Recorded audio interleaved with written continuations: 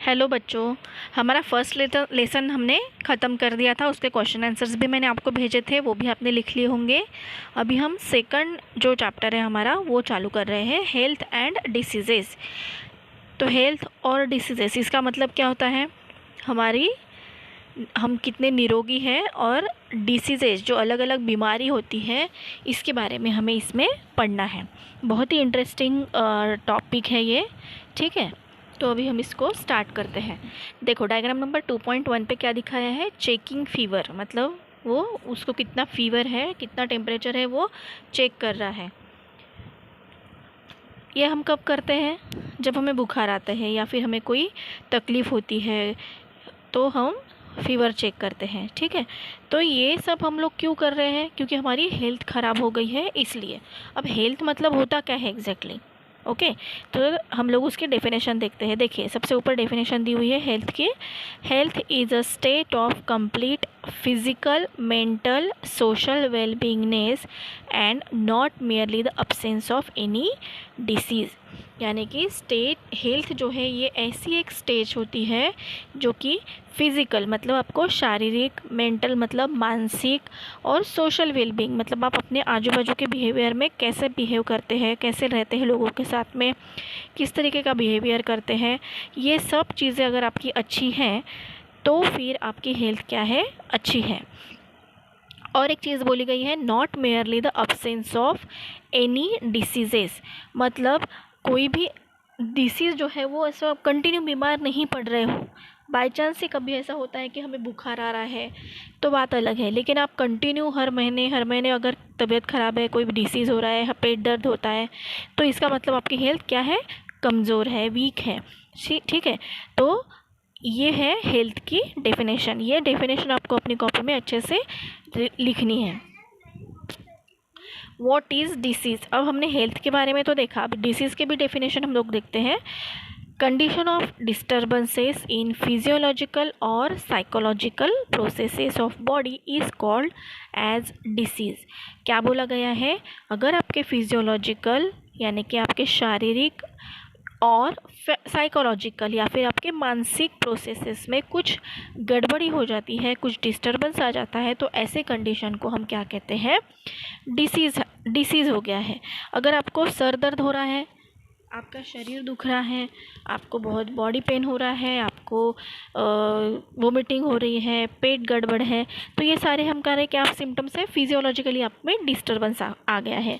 Psychological मतलब कुछ लोग देखो अचानक से बड़बड़ कर देते हैं चालू, बिना किसी वजह से, कोई हंसते ही रहता है, कोई रोते ही रहता है, पागलों जैसे बिहेवियर करता है, कोई बहुत गुस्सा करता है हद से ज़्यादा। तो ये सारे हमारे साइकोलॉजिकल मतलब मानसिक विकार होते हैं, मानसिक डिसीजेस होते हैं, मानसिक डिस्टर्बेंसेस होते हैं।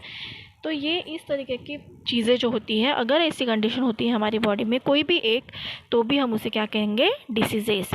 Etch disease has its own specific symptoms यानी कि कोई बीमारी हमको हुई है तो वो हमें कैसे पता चलता है।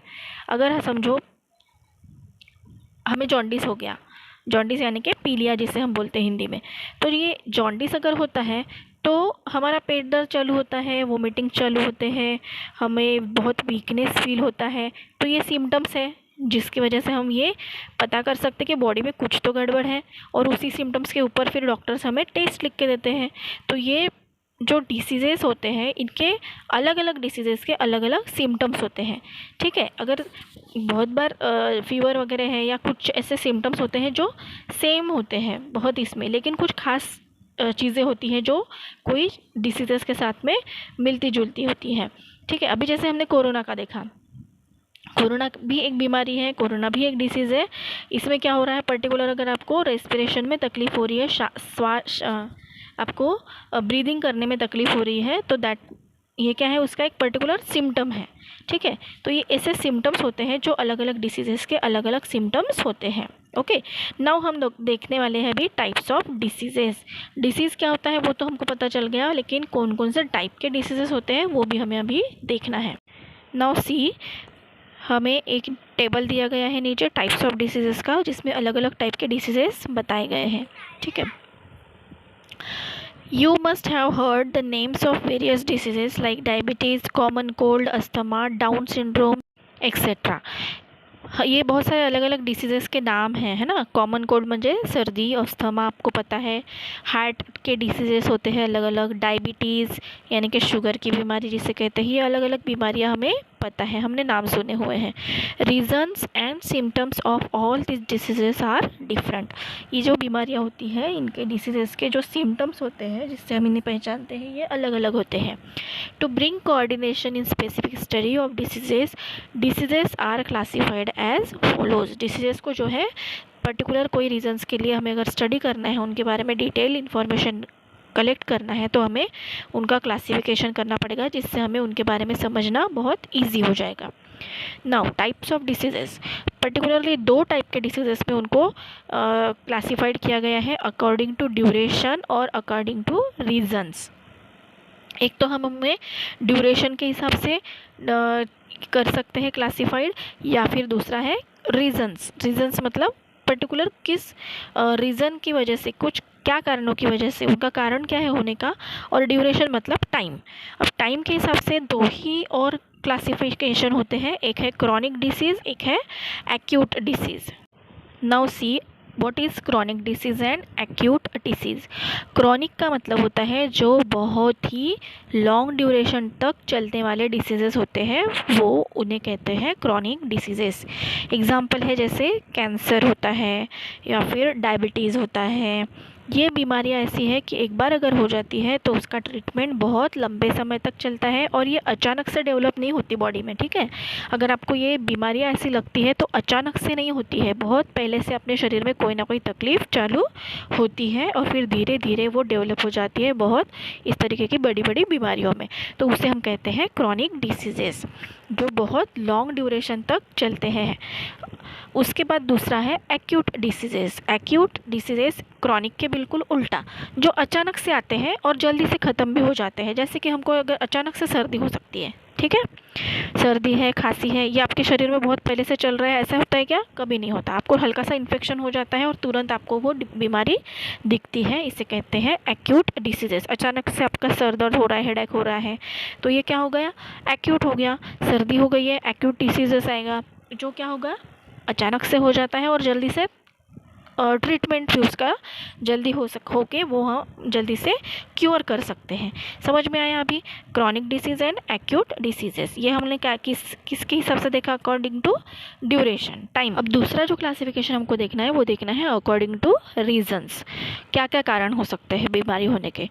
तो पहला है हेरिडिटरी डिसीजेस और दूसरा है एक्वायर्ड डिसीजेस।